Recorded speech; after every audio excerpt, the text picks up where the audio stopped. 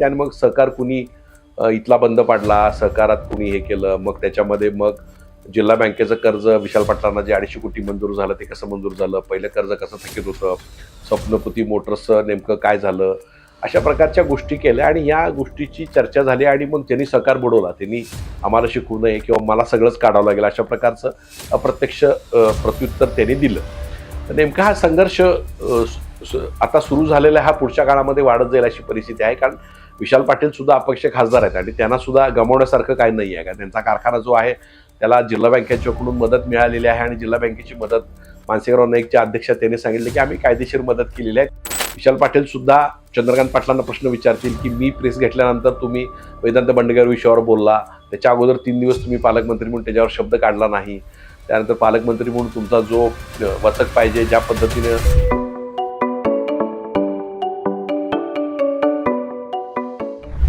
नमस्कार, मी हनुमान मोहिते .सोनेरा या माझ्या यूट्यूब चॅनलवर सर्व प्रेक्षकांचं स्वागत आहे.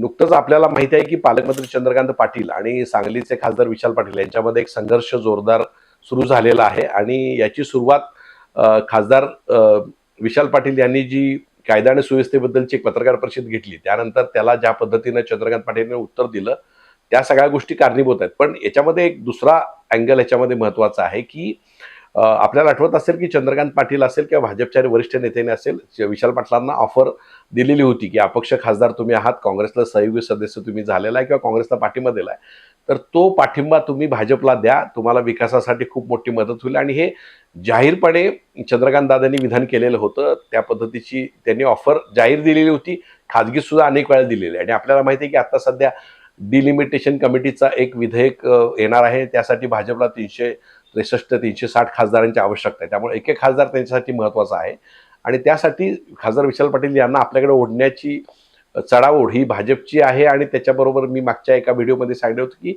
एकनाथ शिंदेचे पुत्र श्रीकांत शिंदे यांची सुद्धा इच्छा आहे, पण त्याच्याबद्दलची कुठली दाद ही विशाल पाटलांनी दिलेली नाही असं होतं. आणि विशाल पाटलांनी ज्या वेळेला सांगलीमध्ये वेदांत बंडगर या 14 वर्षाचा बालकाचा खून झाला, म्हणजे जो गुन्हेगार हा जत तालुक्यामध्ये ज्यांनी गोळीबार केला तर तोच आरोपी इकडे सांगलीतून एका 14 वर्षाच्या मुलाची त्यानं खून केल्यानंतर ज्या पद्धतीची रिॲक्शन सांगलीमध्ये उमटली, तर त्याबद्दल खासदार विशाल पाटील यांनी आवाज उठवला होता आणि कायदा आणि सुव्यवस्थेबद्दल मोठा प्रश्न उपस्थित करून इथले पोलीस कसे विकले गेलेले आहेत, दुकानदारी करतात आणि मग ते सेटलमेंट कशी करतात अशी त्यांनी काही आरोप केलेले होते आणि त्याबद्दलचा एक मोठा जनक्षोभ झालेला होता.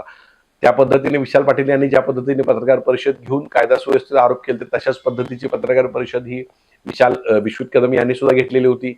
मुंबईमध्ये जयंत पाटील यांनी सुद्धा त्याच्याबद्दलचं स्टेटमेंट केलेलं होतं. याबद्दल महानगरपालिका निवडणुकीमध्ये आपल्याला माहिती आहे की भयमुक्त सांगलीचं एक आंदोलन तानाजी सावंत, सतीश साखळकर यांनी उभा केलेलं होतं. त्यानंतर हाच विषय जयंत पाटलांनी घेऊन याच्याबद्दलचं एक वातावरण तयार केलेलं होतं.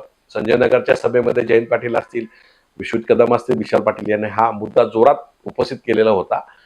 त्यामुळे ह्या गोष्ट सातत्याने होती. आता याच्यामध्ये ज्या वेळेला वेदांत बंडगर या 14 वर्षीय मुलाचा खून झाला त्यानंतर मात्र ह्या प्रकरणाला थोडं वेगळं वळण लागलं, लोकांच्या मध्ये असंतोष तयार झाला आणि याच्याच एक विरोधक म्हणून विशाल पाटील यांनी याच्याबद्दल पत्रकार परिषद घेऊन पोलिसांचे आरोप केले.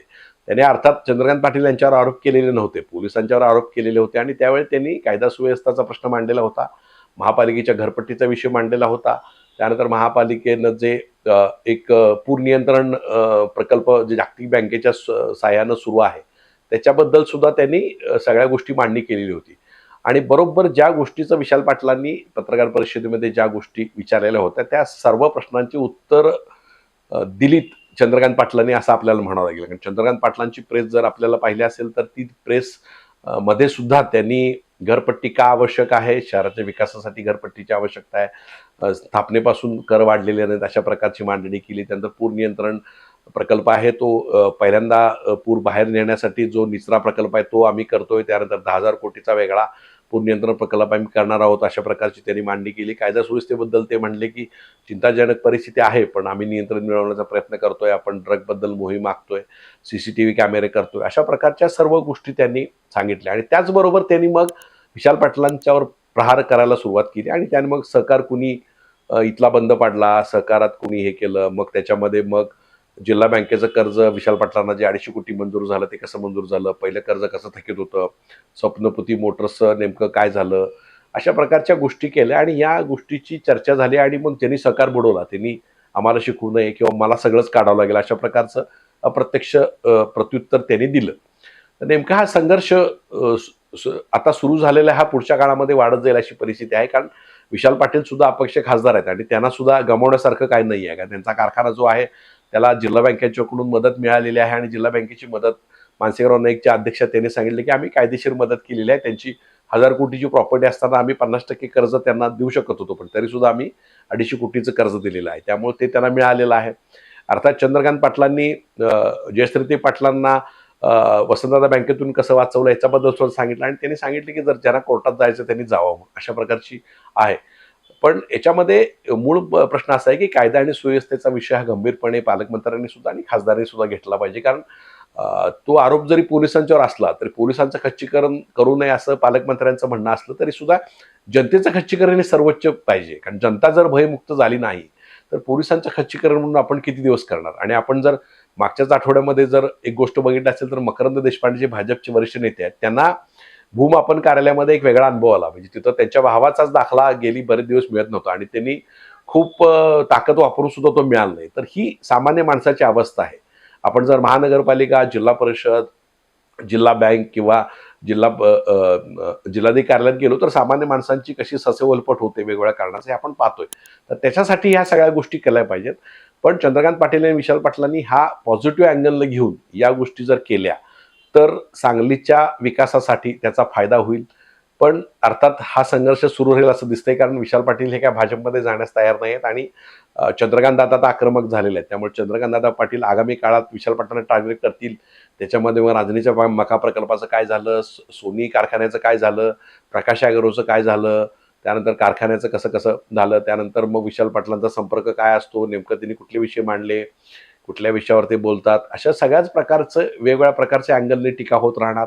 विशाल पाटील सुद्धा चंद्रकांत पाटलांना प्रश्न विचारतील की मी प्रेस घेतल्यानंतर तुम्ही वेदांत बंडगर विषयावर बोलला, त्याच्या अगोदर 3 दिवस तुम्ही पालकमंत्री म्हणून त्याच्यावर शब्द काढला नाही, त्यानंतर पालकमंत्री म्हणून तुमचा जो वचक पाहिजे, ज्या पद्धतीनं अल निनो दुष्काळ आहे त्याच्याबद्दलची मांडणी पाहिजे, जिल्ह्यात दौरे करण्याची तुमची पद्धत असेल, तर ह्या सगळ्या गोष्टी आगामी काळामध्ये विशाल पाटील काढतील. त्यामुळं हा संघर्ष जो आहे हा संघर्ष आगामी काळात तीव्र झाल्याशिवाय राहणार नाही. पण हा संघर्ष विधायक पातळीवर गेला तर जनतेचा फायदा होईल. अन्यथा मात्र जनतेला आरोप प्रत्यारोप पाहायला मिळतील अशी स्थिती आहे.